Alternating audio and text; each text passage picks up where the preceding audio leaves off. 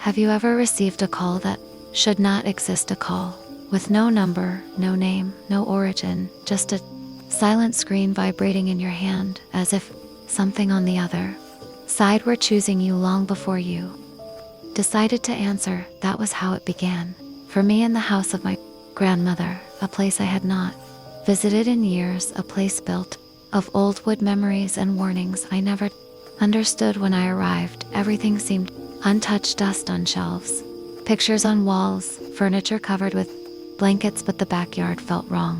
The wind was too still, the air too heavy, and the old stone, well, that should have been sealed since I was a kid, stood open, its wooden cover thrown aside as if something had climbed out, or something had climbed in. My grandmother always said, never go near that well, and never listen to noises coming from it, but that night I learned the reason why.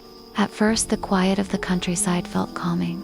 After years trapped in the noise of the city, I welcomed the silence. The lake outside whispered gently, the wind rustled the tall grass, and I thought maybe this would be the first peaceful night I had in months. But silence has weight when it is unnatural, and as I lay in the creaking bed, staring at the ceiling, I felt a stillness creeping over the house, like a breath being held too long. Then came the first sound, of faint drip, soft, small, delicate, and completely wrong, because the roof was dry, the windows sealed, and the walls showed no signs of moisture. Even after years abandoned, the drip grew steady into a slow rhythm, too perfect to be accidental, as if someone were tapping water on the boards, just enough to be heard, just enough to guide my attention toward the hallway.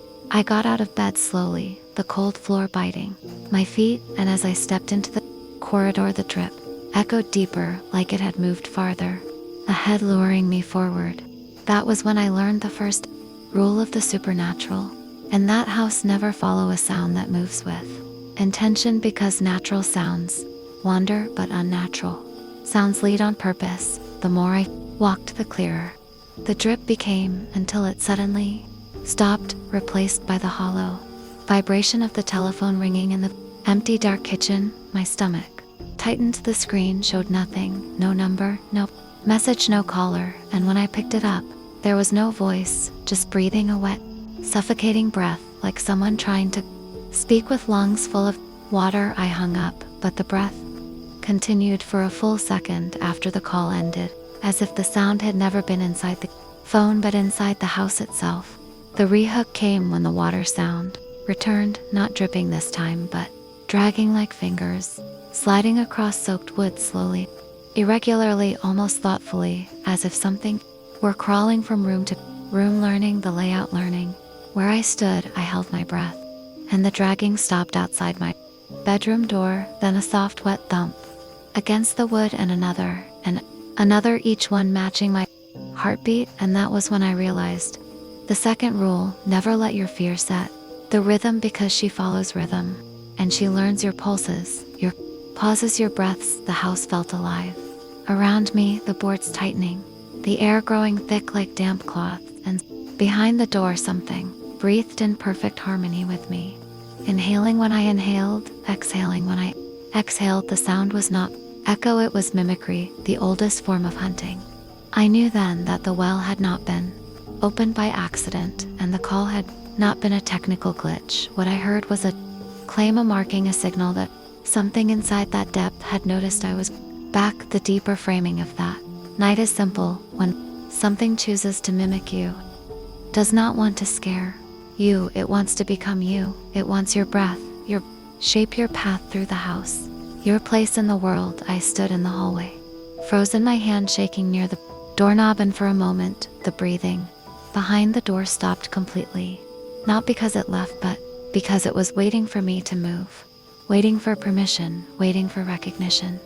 I walked backward quietly and felt the cold follow me step by step, not touching, but close enough to let me know that escape was no longer simple. The well, the call, the water, the mimicry, it was all part of something older than my grandmother, older than the house, older than the town. And I knew in that moment that the first night was only the invitation, and that if I wanted to survive the next, I would have to learn every rule she followed, The second night in that house felt different, as if the air itself were heavier, as if the walls were holding their breath, waiting for something to begin. I tried to convince myself that the phone call and the dripping sounds were tricks of exhaustion that I had imagined the breathing on the other side of my door, but when I stepped into the hallway, I noticed the boards were damp beneath my feet, not wet like a spill, but damp like fog rising from the ground and sinking into the wood. I followed the dampness toward the back of the house, where the small window looked directly at the well, and the sight froze me. The well was darker than the night around, its shape barely visible, but the sound rising from it was unmistakable, water swirling below, even though it had been stagnant for decades. My grandmother always said the well was sealed on the inside, yet the air coming from it that night smelled of earth and old rain and something else, something metallic, something like fear. I closed the curtains and turned away, but the sound followed me, a soft shifting like someone moving inside, water thick, slow movements pressing upward. And the more I tried to ignore it, the closer it felt. Then I remembered the first rule of the supernatural in that place: never follow the sound, but also never pretend you do not hear it, because denial is an invitation for the thing to step closer. I went back to the hallway and stood still, listening. The house responded with silence so complete that it made my heartbeat echo inside my ears. And then the second warning returned, a new sound, water dripping on wood, but this time it was behind me in the living room. I walked slowly toward the sound, and each step made the dripping louder, steadier, more deliberate. When I reached the room, the drip stopped, and what replaced it was worse, a soft dragging, as if something soaked and heavy was pulling itself across the floor toward me. That dragging sound guided me to the small mirror hanging near the entrance, and the moment I saw the surface, my breath caught. The mirror was fogged from the inside, not from the warm air of the house, but from something behind the glass, something exhaling wet air against the surface. I lifted my hand and wiped the fog, but the fog returned instantly, as if the breath were constant and steady. Then I saw it, a faint reflection, not of me, but of a thin figure behind me, her silhouette tall and shaking, as though her bones were bending under the weight of water. Her hair hung down like long ropes, dripping into darkness. Yet when I turned around, no one was there, only the quiet hum of the house and the faint smell of the lake seeping through the walls. I faced the mirror again, and the figure was closer than before, her head tilted far to the side, like she was studying the shape of my fear. The rehook came when the mirror made a sound. Mirrors do not make a low vibrational hum rising through the glass, like someone dragging their nails along the inside, and the fog on the surface rippled outward in a slow wave. I learned the second rule in that moment: never approach a mirror that breathes, because a breathing mirror means the barrier is thinning, and whatever stands behind it can soon step out. I stepped back, and the figure pressed her hand against the glass, leaving a wet print that slowly slid downward the water trail, thickening as if gravity inside the mirror followed rules of its own. Then the warm lamps in the living room flickered and dimmed their light, bending inward toward her silhouette, like the entire room was being pulled into that single point of darkness. Her hair lifted slightly, as if underwater, rising and falling with a rhythm to steady to. Intentionally ran to the kitchen, but the house shifted around me, the boards groaning with the weight of something moving through them, something deciding where to appear. Next, the cold followed me like a living shadow, and when I looked back, the mirror at the end of the hallway was no longer fogged. It was black, completely black, like a tunnel stretching into nothingness. And in the center of that darkness, two pale shapes blinked open slowly, watching me. The deeper framing of that moment was sudden and brutal. She was not imitating me, she was locating me, marking my breath, marking my steps, marking the rhythm of my heart. I realized then that the well was only her doorway, the mirror was her window, and the house was her spine, her ribs, her voice, and I was walking inside her body without knowing. And every rule I learned was not to escape, but to delay her choice, because she had already seen me, and once she sees You, she never stops following. The third night felt wrong before anything even happened. The house seemed restless, shifting lightly, as if trying to wake itself from a long sleep. The air carried moisture so thick that every breath felt like swallowing. Fog in every corner of every room seemed darker than it had been the night before. I barely slept in fear of hearing that wet dragging sound again, but when the house finally fell silent, something worse took its place. The silence grew heavier, stretching through the hallways like invisible hands gripping the walls and squeezing the sound from the air. I stepped into the corridor and immediately felt that I was not alone. A faint cold brushed past my shoulders, slow, gentle, almost careful, like a hand that had not held warmth in decades. I looked toward the mirror at the end of the hallway, and it was glowing, a faint, dim light pulsing inside the glass as if a heartbeat were trapped beneath its surface. I approached the mirror slowly, the boards beneath my feet softening as if soaked from underneath, even though no water was visible. The glow in the mirror intensified, and I saw my reflection, but only for a moment. Then it warped, stretching downward as if pulled by unseen fingers. The glass rippled gently like the surface of a pond disturbed by a stone, and through that ripple I saw her again, not a shadow, not a silhouette, but her full shape, her face pale, her lips cracked, her hair hanging heavy with water that dripped upward instead of down. Her eyes were empty but aware, tracking my movements. Even before I made them, I froze and learned the first rule of this new moment: never assume the reflection is yours, because once she chooses your shape, she begins peeling it from you, piece by piece. She tilted her head, and the sound vibrated through the mirror, not a whisper, not a voice, but a low underwater tremor, like something vast shifting in the depths of a dark lake. Then came the moment the fear wrapped itself around my throat. The dripping sound returned, but this time it came from above. Not the ceiling, but directly above my head, as if drops were falling from someone leaning over me, even though there was no one there. A drop hit the floor near my foot, then another, and I stepped back as my reflection remained frozen in place while the shadow behind it moved forward. The second rule of this moment became clear: never stand beneath a source of water that has no origin, because when water appears without reason, it is not water. It is her claim. She uses it to mark the place where she intends to cross. The air grew colder than any night I had felt in that house, and the mirror darkened the way deep water darkens when something enormous rises from below. And I watched her hands press against the inside of the glass, long pale fingers stretching outward, leaving streaks behind like trails of algae drifting underwater. The house groaned beneath me as if the floor's ribs and beams were tightening around its center, pulling everything inward toward the mirror. I stepped back, but the hallway stretched longer instead of shorter, twisting itself the way a submerged corridor might twist under pressure. The mirror pulsed again, and I felt a tug inside my chest, like something trying to pull the rhythm of my breath out of my body. The reflection blinked slowly, not matching my movements anymore, but matching hers. The girl behind the surface leaned closer, her hair floating around her head, forming shapes that looked almost like hands reaching.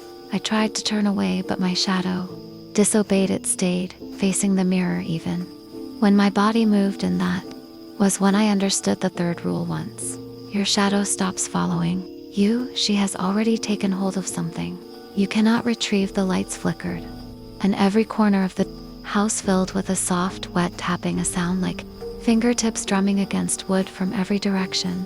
I stumbled backward toward the kitchen, but the air thickened, again pressing against my chest, slowing my steps, forcing me to breathe in the same rhythm she breathed. Below the mirror surface, she raised her hand slowly, and my breath caught because I felt the air around me tilt as if gravity itself were shifting toward her. The house felt alive, more alive than any place should feel. Its heartbeat throbbing through the walls and into the floor, and a sudden realization cracked through me. The well, the mirror, the house, they were not separate pieces. They were one system, one passage, one body. she was not haunting a place. She was growing inside it, waiting for someone to anchor herself to someone whose breath she could learn and replace. The deeper meaning of that moment struck with brutal clarity. She did not want to scare me, she wanted to shape me. She wanted me to step closer so she could complete what she had started. I backed away trembling, knowing that if I stayed one moment longer, she would emerge fully and step into the world, wearing the breaths she had stolen from me. The fourth night was not a night at all. It felt like a long breath held between two worlds. The house no longer creaked naturally and no longer moved with the wind. Instead, it pulsed with a slow rhythm, like a heart buried deep under the wood. I woke up without remembering if I had slept, and the first thing I noticed was the floor. It was warm, not cold as before, warm like the heat of something living beneath me. I stepped out of the bedroom and saw the hallway stretched longer than it had ever been, the mirror at the end glowing faintly with a soft blue shimmer, like the reflection of moonlight on deep water. Each step I took, the house answered with a long, low hum, and the air trembled around me as if she were breathing through the walls, waiting patiently for me to reach her again. When I approached the mirror, the glow faded and the surface became dark, so dark that I could not see myself, only a void that swallowed the light around it. Then a faint movement rippled through the blackness, something rising slowly from below, the way a body rises through water after sinking for too long. I felt the temperature drop, and the first rule of this final moment became painfully clear. Never keep your eyes on the mirror when she begins to emerge, because she rises by following your gaze. The more you watch, the faster she comes. I tried to look away, but the darkness in the glass moved with me, like a hungry tide, a pale shape pushing forward through the black, her long wet hair drifting behind her in slow, unbroken waves. Her face appeared next, ghostly and strained, like skin stretched too thin, her eyes reflecting nothing but the depth behind her. Then came the rehook, the moment that changed everything.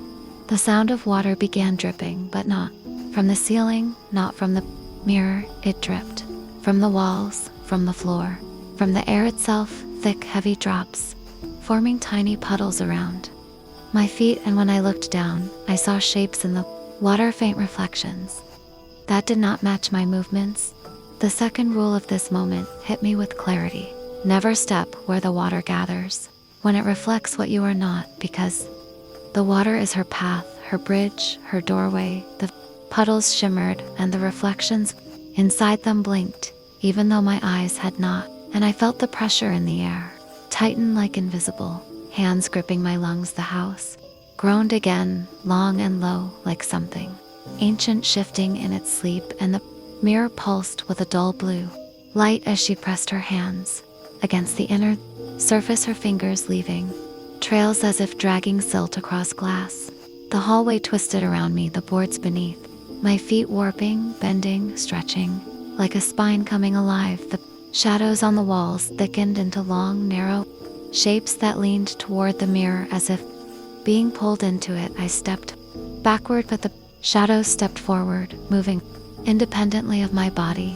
That was when I realized the third rule: once your shadow stops belonging to you, she has chosen you completely. The mirror bulged outward, swelling like a bubble of water, ready to burst, and her head pushed through. First, hair falling over her face and dripping strands, her shoulders twisting unnaturally as she forced herself through the narrowing gap, her movements slow, deliberate, hungry. One pale arm slipped out, then another, her fingers stretching toward me, bending in impossible angles, like they were learning how to grasp something for the first time. I turned to run, but the house closed in around me, the walls pressing inward, the floor tilting slightly toward the mirror as if pushing me back to her, offering me the way a body offers breath. She dragged herself further into the hallway, her form glistening with water that vanished as soon as it touched the floor, and as she rose, I felt the air behind me shift, a coldness so deep it numbed my spine. I ran to the front door, but the wood had swelled shut as if the house were holding me in place. I looked back just once and saw her standing fully Outside the mirror, her hair dripping upward, her head tilted to the exact angle she had seen in my reflection, her body still shaking from the effort of crossing, she raised her hand and the water on the walls trembled, rising as if drawn to her. The house grew silent, and I understood the final truth. She was not a ghost. She was a memory of the well, a hunger carved into water, a shape that learned from whoever listened to her breath. She stepped forward, and with each step the lights dimmed until only the shimmer of her dripping hair remained, and I knew that leaving the house would not save me, because she had already learned my rhythm, my steps, my breath, and wherever I went, she would follow, because once she chooses you, the well goes with you.